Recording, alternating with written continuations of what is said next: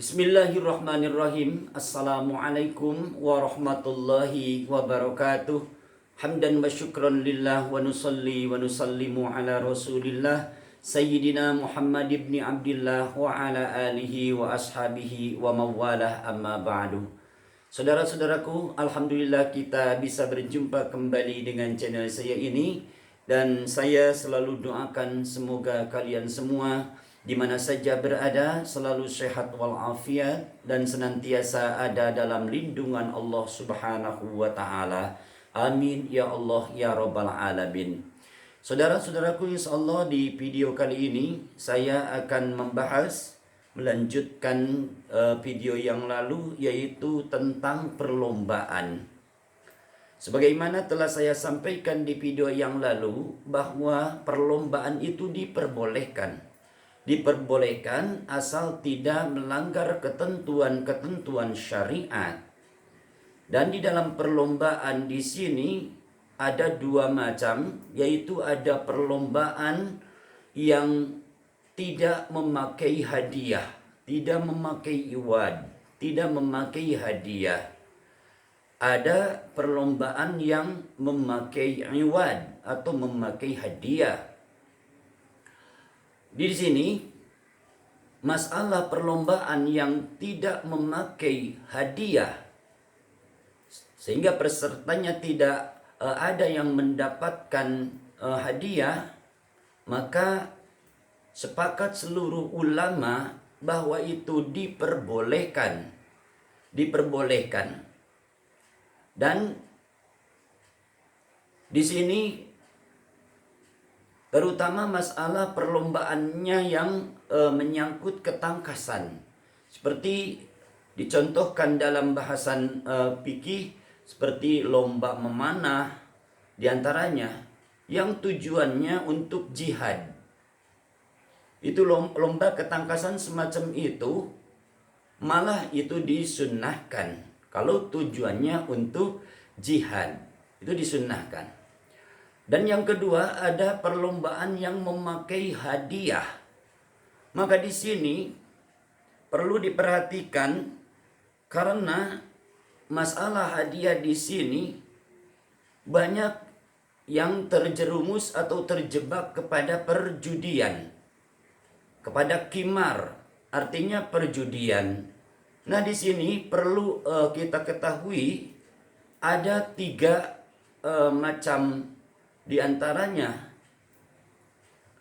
masalah lomba, hadiah yang didapatkan oleh peserta di sini terjadi karena tiga perkara atau tiga macam. Yang pertama, ada hadiah yang didapat oleh peserta itu hadiahnya dari pihak ketiga atau bisa disebut juga dari sponsor, umpamanya dari sponsor. Nah, ini jika hadiah yang didapat itu dari pihak ketiga seperti dari sponsor, maka itu jelas diperbolehkan. Jadi hadiahnya tidak diambil dari para peserta, tapi dari sponsor. Maka itu diperbolehkan sebagaimana yang dipatwakan oleh Imam An-Nawawi. Dan saya ini mengutip dari salah satu kitab karya ulama Syafi'iyah, yaitu bahasan yang saya sampaikan ini dari kitab Bajuri jilid kedua halaman 309 sampai 310. Sengaja saya sampaikan ringkasannya saja supaya tidak terlalu panjang video ini. Ini kitabnya. Nah, itu yang pertama. Jadi kalau dari pihak ketiga, dari sponsor, bukan dari peserta itu yang dipakai hadiah, maka itu diperbolehkan. sebagaimana yang difatwakan oleh Imam Nawawi dalam kitab Minhaj. Dan yang kedua, jika hadiah itu dari salah satu peserta, hadiahnya dari salah satu peserta, umpamanya ada peserta lomba umpamanya 10 orang, maka ada seorang peserta yang sanggup memberikan hadiah, maka itu juga diperbolehkan. Maka itu juga diperbolehkan. Lalu yang ketiga, jika hadiahnya berasal dari masing-masing peserta, jadi peserta dipungut iuran umpamanya, dipungut iuran masing-masing umpamanya 10.000 umpama ini 10.000, maka para ulama sepakat bahwa hal semacam itu diharamkan karena termasuk qimar, termasuk perjudian.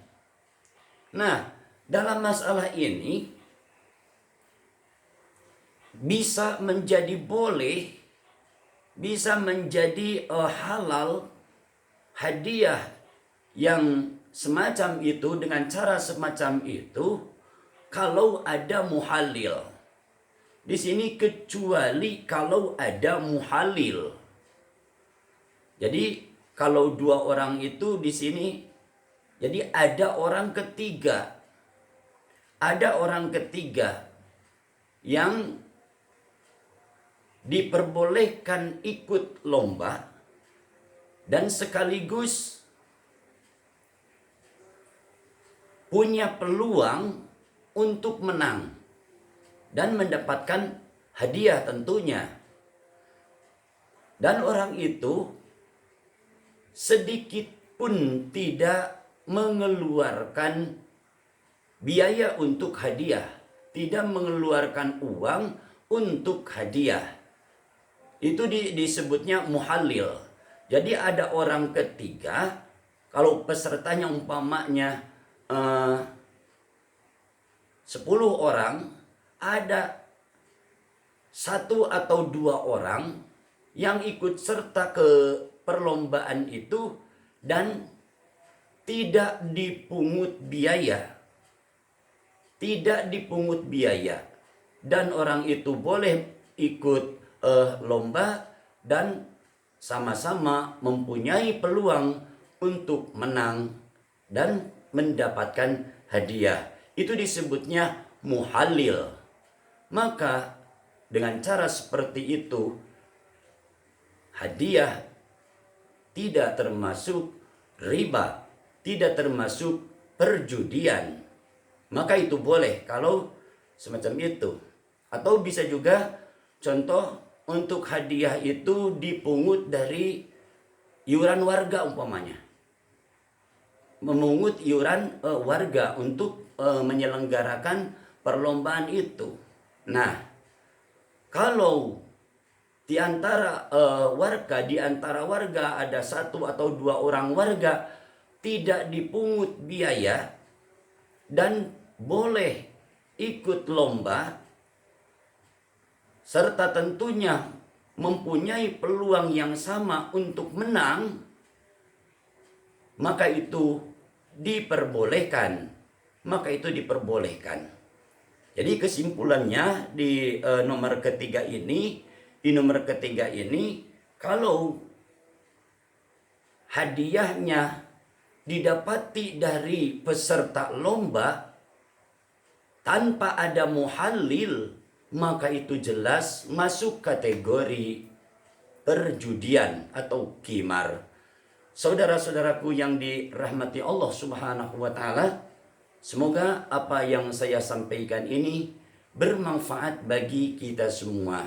Hadanallahu wa iyyakum ajmain. Wassalamualaikum warahmatullahi wabarakatuh.